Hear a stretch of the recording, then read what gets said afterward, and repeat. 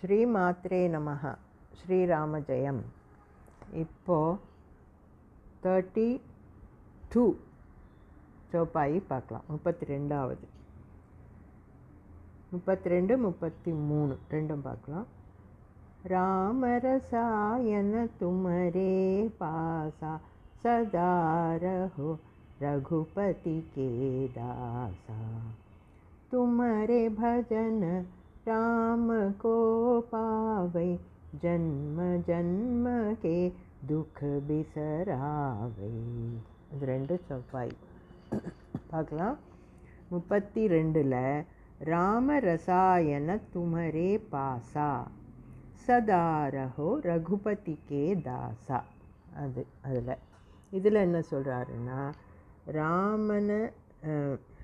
ராம ரசாயனம், அதாவது ராமனை நினச்சி மெய்மறந்து அப்படியே உருகி போகிற மாதிரி ஒரு குணம் உன்னிடம் இருக்குது அப்படின்னு சொல்கிறாரு துளசிதாசர். அதாவது ராமனை அவர் சாதாரணமாக ஹனுமான் எப்போவுமே ஒரு ராமநாமத்தை சொல்லிக்கினே இருப்பார். வேலை இருக்கும்போது வேலை எங்கே இருக்குது, அதாவது இப்போ அவர் சுக்ரீவனுக்கு கிஷ்கிந்தா ராஜ்யத்துக்கு ராஜாவான சுக்ரீவனிடம் ஒரு மந்திரியாக தான் இருக்கிறாரு ஹனுமான். மந்திரி பதவியில் இருக்கிறார், பிரைம் மினிஸ்டர் மாதிரி. அந்த மாதிரி இருந்து சுக்ரீவனுக்கு நல்ல அட்வைஸுங்க பண்ணணும், அதெல்லாம் அந்த ராஜ காரியத்துலேயும் இருக்கிறதுனால வேலையில் தான் இருக்கிறாரு. அந்த வேலை நேரம் போக மற்ற டைம்லலாம் மெடிடேஷன், அந்த வேலை செய்யும்போது கூட அது ஒரு பக்கம் ராமநாமம் சொல்லிக்கினே இருப்பாங்க. அந்த மாதிரி ராம முத்ரிகா மேலி முகமாகி பார்த்தோம் இல்லையா, ராமநாமம் அந்த வாய்க்குள்ளே முணுமுணுன்னு இருந்துக்கினே இருக்கும். அந்த மாதிரி சொல்லின்னு இருக்கிறதுனால அவருக்கு எப்படி அவருடைய அந்த ஒரு ஹேபிட் என்னவாயிடுச்சுன்னா, அந்த ராமனை நினச்சி அப்படி உட்காரும்போதெல்லாம் அதுக்கு சில சமயம் ஃப்ரீயாக இருக்கும்போது கண்ணை மூடி தியானம் பண்ணுற மாதிரி உட்காந்துருவார். அந்த மாதிரி உட்காந்துட்டப்போ மெய் மறந்து போயிடுவார், தன்னை அப்படியே உருகி போயிடுவார். அந்த ராமநாமத்தில் உருகி போய் அப்படியே மெய் மறந்து போகிற அந்த குணம், அந்த மாதிரி ஒரு குவாலிட்டி உன்கிட்ட இருக்குது. துமரே பாசா அப்படின்றாரு துளசிதாசர். அதாவது ரசாயனா அந்த வேர்டு பார்க்கணும் இங்கே. ராம ரசாயனான்னு என்னன்னா, அந்த மாதிரி உட்காந்து அவர் ஒரு உருக்கமாக அந்த தவம் பண்ணும்போது, ராமநாமத்தை சொல்லும்போது அவருக்குள்ள ஒரு கெமிக்கல் ரியாக்ஷனே ஆகும். அதாவது என்னமோ ஆகும் ஹனுமானுக்குள்ள மனசில் உடம்பில் ஏதோ ஒரு ரியாக்ஷன் ஆகும். அந்த ராமனை சொல்லி சொல்லி சொல்லி நினைக்கிறதுனால அந்த ராமநாமம் அவருக்கு உடம்புக்குள்ள ஒரு ரியாக்ஷன், கெமிக்கல், ரசாயனம்னா கெமிக்கல் ரியாக்ஷன் அந்த மாதிரி அர்த்தம். அது அந்த மாதிரி ஒரு ரியாக்ஷன் உண்டாகும் அவர் உள்ள. அதாவது இப்போ சாதாரணமாகவே மெடிடேட் பண்ணுறவங்கள பார்த்தா அவங்க பாடியில் ஹீட் ப்ரொடியூஸ் ஆகுது, அப்படியே வேத்து கொட்டுது, ஏதோ சொல்லுவாங்க இல்லையா, அந்த மாதிரி ஒரு ரியாக்ஷன்ஸ் ஆகும் உள்ளன்ற மாதிரி. அப்படி இவருக்கு அந்த மாதிரி ஒரு ரியாக்ஷன் சேஞ்சஸ் ஏற்பட்டு வெளியில் எதுவும் தெரியாது, அப்படியே அப்ளிவியஸ் ஆஃப் சரௌண்டிங்ஸ் உட்காந்துருப்பார். அது மாதிரி என்ன நடக்குது தன்னை சுற்றின்றது எதுவும் தெரியாது, அவ்வளோ அதில் மெய்மறந்து போய் உட்காந்துருக்குற அந்த நேரத்தில் யாராவது கிட்ட போய் என்னான்னு அப்படி கிட்ட கொஞ்சம் குனிஞ்சு பார்த்தா ராம ராம ராமன்னு சத்தம் கேட்குமா. அதாவது அவர் வாயில் ஒன்றும் முணுமுணுத்துக்குன்னு இல்லை, லிப்ஸ் ஒன்றும் மூவ் ஆகிக்குன்னு இல்லை, க்ளோஸ்டாக தான் இருக்குது, தியானத்தில் இருக்கிறார். ஆனால் கிட்ட போய் காதை கொஞ்சம் அப்படி கிட்ட வச்சு பார்த்தா சத்தம் நல்லா கேட்கும், ராம ராம ராமன். மனசுக்குள்ளே அந்த சாண்டிங் ஆகினே இருக்குது அப்படின்னு கொஞ்சம் பக்கத்தில் இருக்கிறவங்களுக்கு கேட்கும். அந்த மாதிரி ஒரு கெமிக்கல் ரியாக்ஷன்ஸ் நடக்குது உள்ள அப்படின்றது சொல்கிறார். ராம ரசாயன அந்த மாதிரி ஆகிறது துமரே பாசா, உனக்கு அது உனக்குள்ளே அது ஆகுது, உன்கிட்ட அது இருக்குது அப்படின்னு சொல்கிறார். துமரே பாசானா உன்னிடம் அந்த குணம் இருக்குது. எந்த குணம்? ராமனை நினச்சி உருகி போகிற குணம். அந்த ராமனை நினச்சி அப்படியே மெய்மறந்து உருகி போகிற மாதிரி ஒரு குணம், உள்ள ரியாக்ஷன் ஆகிற மாதிரி ஒரு குணம் இருக்குது. அவ்வளோ தீவிரமாக நீ மெடிடேட் பண்ணுவேன்னு அர்த்தம். அப்படி நினைக்கிற, அதுதான் முதல் லைன். சதா ரஹே ரகுபதி கே தாசா. அந்த மாதிரி நீ பண்ணின்னு எப்போவுமே நீ எப்படி இருப்பேன்னா ரகுபதியினுடைய தாசனாகவே இருப்ப. சதா ரஹோன்னு சொல்லலாம், சதா ரஹேன்னு சொல்லலாம். சதா ரஹோன்னா எப்பவும் தாசனாக இரு, சதா ரஹேன்னா எப்பவும் இருப்ப. அந்த அர்த்தம். ராமதாசனா அதாவது ரகுபதிக்கே தாசா, ரகுபதினா ராமன் இல்லையா, ராமனுடைய தாசனா தான் இருக்கிற. ஹனுமானுக்கு அதுதான் ஆசையே. ஹனுமான் இப்போ ராமன் அவரை புகழ்ந்து பேசி ஐயோ நீ இவ்வளோ ஹெல்ப் பண்ணியே உனக்கு நான் என்ன கொடுப்பேன் அப்படின்னு சொல்லி அப்படியே தழுவிக்கினாருன்னு பார்த்தோம், ஹக்கு பண்ணிக்கினாரு. அந்த மாதிரி ஹரஷி உரலாயே கண்டலகாவேன்னு பார்த்தோம் இல்லையா. எத்தனையோ தரம் தழுவிக்கிறார் அப்படி ஹனுமானை. மற்ற யாரையும் அந்த மாதிரி ஹக் பண்ணது கிடையாது ராமாவதாரத்தில். ஹனுமானை மட்டும் எத்தனையோ தரம் பண்ணியிருக்கிறாரு. அந்த மாதிரி தன் அன்பை காமிச்சார். அப்படி கிட்ட சேர்த்து அன்பை காமிச்சு நீ என்னை தம்பி தும்ம மம பரத பிரிய பாய் அதுவும் சொன்னார் இல்லையா. பரதனை போல் நீ எனக்கு ஒரு தம்பின்னு சொன்னார். ஃபேமிலி மெம்பர் மாதிரி ஃபேமிலியில் சேர்த்துக்கின மாதிரி ஃபோட்டோவிலலாம் இருக்கிறார். ஆனால் ஹனுமான் மட்டும் தன்னை தாசனாக தான் சொல்லிப்பார். நான் ராமனுக்கு தாசன். தாசன்னா வேலைக்காரன், சேவகன் அப்படின்னு அர்த்தம். ஸோ நான் ராமதாசன், ராமனுக்கு நான் சேவை பண்ணணும், அவ்வளோதான், சர்வீஸ் தான் பண்ணுவேன் அப்படின்ற மாதிரி அவர் அப்படி சொல்லிக்கிறது தான் அவர் இஷ்டப்படுறாரு. அதனால் நீ எப்போவுமே ரகுபதிக்கே தாசாவாக இருக்கிற அப்படின்னு சொல்லியிருக்காரு அந்த 32 அந்த சௌப்பாயில். அதை பார்த்துட்டோம். அடுத்தது 33 துமரே பஜன ராமகோ பாவை ஜன்ம ஜன்மக்கே துக் பிசராவை. அதாவது துமரே பஜன் அப்படின்னா புரியுது இல்லையா, உன்னுடைய பஜனை ராமகோ பாவை, அதாவது உன்னை பஜித்தால்னு அர்த்தம். உன்னுடைய பஜனைன்னா என்ன அர்த்தம், உன்னை நாங்கள் பஜித்தால், உன்னாமத்தை சொல்லி ஹனுமான் ஜெய் ஹனுமான் ஹனுமான் உன்னை நாங்கள் பஜனை பண்ணாலே ராமனை கிடைக்கும்படி செய்வாய். ராமகோ பாவை, ஹனுமானுடைய பக்தர்கள், ஹனுமானுடைய டிவோட்டீஸ் ஹனுமானை நினச்சி ஜெய் ஹனுமான் ஜெய் ஹனுமான் ஜெய் ஹனுமான்னு பஜனை பண்ணால் ஹனுமான் என்ன பண்ணுவார், ஓ என்னை கூப்பிட்றாங்க இதோ நான் வரேன் அப்படி சொல்கிறத விட ராமங்கிட்ட சேர்த்து வச்சுருவார் அவர். ஏன்னா இவர் தாசன் தானே. அதனால் என்ன நம்புறீங்களா, வாங்க நான் உங்களை மேலிடத்துல சேர்த்துடுறேன் உங்களை அப்படின்ற மாதிரி ராமன்கிட்டே ராமனே கிடைக்கிற மாதிரி செய்துடுவார். அதுதான் துமரே பஜனை, உன்னை பஜித்தால் நீ ராமனையே சேர்த்து வைப்பே. ராமுக்கோ பாவை, பாவைன்னா வி கேன் கெட், அவரை அடையலாம், ராமனையே அடையலாம். இவரை பஜித்தால், இவரை பஜனை பண்ணால் ராமனையே அடையலாம். ஓ நீ என்ன பஜிக்கிற அதோட சந்தோஷப்பட்டு நான் உனக்கு இதை தரேன் அதை தரேன்னு சொல்லி நிறுத்துறத கொடுப்பாரு. இதுவும் பார்த்தோம் இல்லையா, அஷ்ட சித்தி கொடுப்பாரு, நவநிதியும் கொடுப்பாரு, கேட்டதெல்லாம் கொடுக்குறாரு, புத்தி பலம் கொடுக்குறாரு. இதெல்லாம் ஆரம்பத்துலேருந்தே பார்த்துன்னு இருக்கோம். எது வேணால் இதெல்லாம் கொடுக்குறாரு, வேர்ல்ட்லி மேட்டர்ஸ். அது மட்டும் இல்லாத ராமன்கிட்டயே சேர்த்துடுவார். அது என்ன, அதுதான் பெஸ்ட் வரம் இல்லையா. எல்லாம் நம்ம கேட்குற எல்லாத்துலேயுமே நம்ம வேர்ல்ட்லி மேட்டர்ஸாக எத்தனையோ கேட்போம். எனக்கு ஐஸ்வர்யம் கொடு, எனக்கு நல்ல பதவி கொடு, போஸ்ட்டு கொடு, பணம் கொடு, செல்வம் கொடு, பங்களா கொடுன்னு இப்படி தான் கேட்போம் நம்ம. அதெல்லாமல் கொடுக்குறாரு தான்.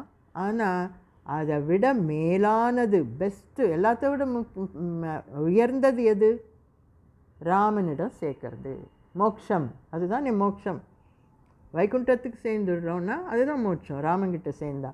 அதனால் ராமன்கிட்டே சேர்த்துடுவேன். ராமுக்கோ பாவை, முக்கியமான சிறந்ததான பெஸ்ட்டு வரத்தையே கொடுத்துடுவேன் அப்படின்னு அர்த்தம். அந்த மாதிரி சேர்க்கறதுனால என்ன ஆகும், அடுத்த லைனில் ஜன்ம ஜன்மக்கே துக் பிசராவை, அதாவது ஜன்மன்னு அடுத்தடுத்து பிறவி மேல் பிறவின்னு எடுக்கிற அந்த துன்பத்தை, துக்கத்தை பிசராவை போக்கிடுவாய். இப்போ ராமனுக்கிட்டே சேர்த்துட்டாருன்னா என்ன அர்த்தம், மோட்சம் கிடைச்சிருச்சு, முக்தி அடைஞ்சாச்சு. முக்தி அடைஞ்சிட்டா திருப்பி பிறவி கிடையாது இல்லையா. அங்கே போய் வைகுண்டம் சேர்ந்துட்டா பிறவி கிடையாது. அதனால் மறுபடியும் மறுபடியும் ஜன்மன் பிறவி பிறவி பிறவி மேல் பிறவி எடுத்து துக்கப்படுறது, அந்த துக்கத்தை அந்த துன்பத்தை போக்கிடுவாய், அறுத்துடுவாய். பிசராவைன்னா போக்கிடுவே, அந்த துன்பத்தை போக்கிடுவாய், அறுத்து விடுவாய், கட் பண்ணிடுவே. அவ்வளோதான்.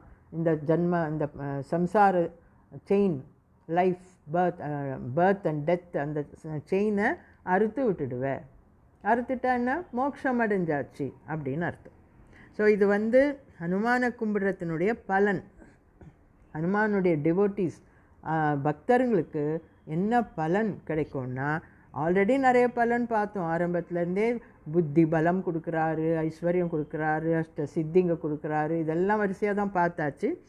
எல்லாத்த விட மேலாக ராமனையே கிட்ட சேர்த்துடுவார், ராமன்கிட்டயே கொண்டு போய் சேர்த்துடுவார். ராமுக்கோ பாவை அந்த மாதிரி பண்ணிடுவார். அப்படி பண்ணிட்டா இந்த பிறவி மேலே பிறவி, மறுபடியும் மறுபடியும் புனரப்பி ஜனனம் புனரப்பி மரணம், அந்த அது நடக்காது. அது இல்லாமல் அந்த துக்கத்திலேருந்து நம்மளை அறுத்துட்டுடுவார். செயின் அறுந்து போயிடும். பர்த் டெத்து, அந்த செயின், பிறவி இறப்பு மறுபிறவின்ற அந்த செயின் அறுந்து போயிடும். அதை பிசராவை கட் பண்ணிடுவார். அதுதான் அர்த்தம். ஸோ 32, 33 பார்த்துட்டோம். அடுத்தது அடுத்த ஆடியோவில் பார்க்கலாம். Hello children, good day to you all. Now let us see 32nd verse, 32. Rama rasayana tumhare pasa sada raho raghupati ke dasa. That is the verse. Now here Tulsidas says, he tells us how much Hanuman is attached to Rama. That is, he is mentioning that in this verse. Rama rasayana tumhare pasa means, see, Hanuman is so much attached to Rama. So what he does is, he keeps meditating always. Of course, he has his work to do. He has a job to do. That is, Kishkinda, the kingdom of Kishkinda. Now, Kishkinda's king is Sugriva. He is a Vanaram. And Hanuman is a minister to Sugriva. So, he has a duty to do. He keeps advising Sugriva in all political matters, and he looks after the country, Kishkinda. So, Hanuman has a responsible job there. Apart from that, whenever he is free, he keeps meditating. He doesn't waste time simply talking, all gossiping and all. He keeps meditating all the time. And when he meditates, he does that meditating in such a manner, so seriously, severe meditation. How does he do it? Means he totally gets immersed in the thoughts of Rama. Now, meditation means, what is it? Focusing our mind in anything, one particular thing. It can be Rama, it can be Shiva, or whoever it is. Just keep your thoughts at one place. Focus it at one point. That is meditation, right? So he does it. Hanuman does that meditation in such a serious manner, severe meditation, that he totally gets immersed in the thoughts of Rama. And he will be so absorbed in it, in Ramanama. He keeps saying Ramanama within his, in his heart, in his mind, he keeps saying. And he gets absorbed in it, that he's so much immersed in it that he forgets himself. He forgets the surroundings. He knows nothing about anything, what is happening around him. He doesn't know anything. So nothing can disturb him. Even if somebody walks there or makes some noise also, that he will not be disturbed. So such a severe penance he does, meditation. And that way he gets absorbed in the meditation, and he keeps saying that Ramanama within himself. He doesn't move his lips, not loudly. He doesn't even utter, he doesn't even chant the name loudly. Within himself, he keeps saying. And that, see, what Tulsi says is, when someone goes near him, when he is doing that kind of meditation, when someone goes near him and just puts his ear near his body, he can hear the sound Rama, Rama, Rama, Rama from within his body. That's what Tulsi says. So this he calls rasayana. This kind of meditation Tulsi calls rasayana. The word rasayana means, it is means actually the word meaning is chemical reaction. So some reaction takes place within his body while he is meditating like that. In such a deep meditation he goes, that time some chemical reaction takes place within his body. So he forgets everything outside, what is happening around him, nothing he knows, and he only sits meditating. He doesn't even whisper, he doesn't even move his lips, but when we just go near him and keep ears near his body, we can hear Rama, Rama, Rama, Rama. So some reaction is going on inside his body, says Tulsidas. That is Rama rasayana tumhare pasa. That kind of reaction is happening within you. That is the meaning. Tumhare pasa means with you, you have it with you. What is it? That reaction, that chemical reaction, you have it with you, means it is happening within you. So Rama rasayana, Rama is making some reaction within you. That name Rama, if you keep chanting that name Rama, it is making some reaction within you, some changes happen within you. That is tumhare pasa, that changes happen. That is the meaning of first line. Then in the second line he says, Sada rahe Raghupati ke dasa. So you are so deeply attached to Rama and you admire him, you love him so much that that kind of reaction takes place within you whenever you think of Rama, whenever you chant his name, whenever you meditate him. This happens, and that is why you always are sada. Sada means always. Raho Raghupati ke dasa.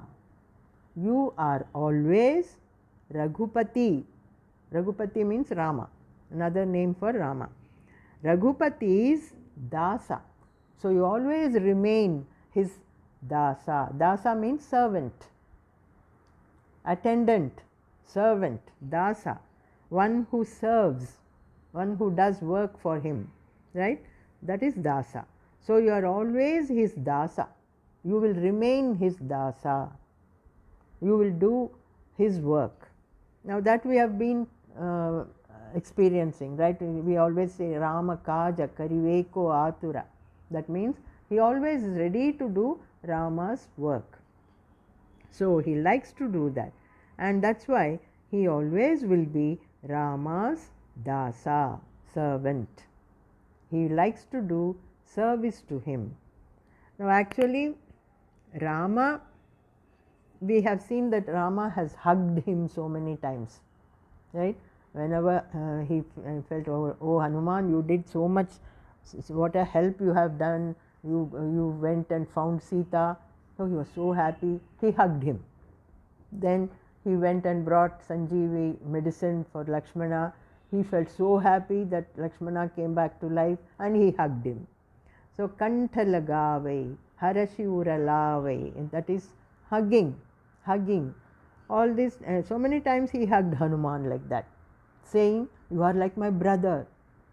Tuma mama priya bharata samabhai. means you are like my brother Bhai, you are my Bharata, brother Bharata. So he accepted him as his brother also. But Hanuman only likes to be his servant. He says, I always want to be your servant, Dasa. I want to do your work. So let me be your servant. And I want to serve you all the time. That's how we find him always sitting at his feet, kneeling down, sitting on his knees, kneeling down at Rama's feet. So he likes to be his servant. So you always will be Raghupati's Dasa. That's what Tulsidas says. Rama Rasayana Tumhare Pasa. Whenever you think of Rama, some Rasayana takes place within you. Some reaction takes place within you. So, and that makes you more attached to Rama. So, Sada, always you will be Raghupati's Dasa. As you wish, you will be his servant, his attendant, and you will do service to him. That's what Tulsidas says in this verse 32. So, now you children, we all must understand that Hanuman can do a lot of, he can help us in many ways. Not only giving whatever we want, we ask him to give money, more money, give me food, give me money, or give me house, home, or new things. Whatever you ask, he will give. And any help also he will give you. As I have been telling you, ask Hanuman, and Hanuman will be your best friend, close friend. You can talk to him. Whatever you want to tell him, you can tell him and ask for anything, he will give you. And he will also take you close to Rama, and because he likes to be Rama's attendant, so that way he will help, he will do service to Rama, and also treat us as his good devotees and help us in all ways, in any manner. So try to be very prayerful. Think of Hanuman, take him as your friend, consider him as your friend, and take his help always. That is what you should understand. So we have seen verse 32, and the next one we'll see in the next audio. Jai Shri Hanuman.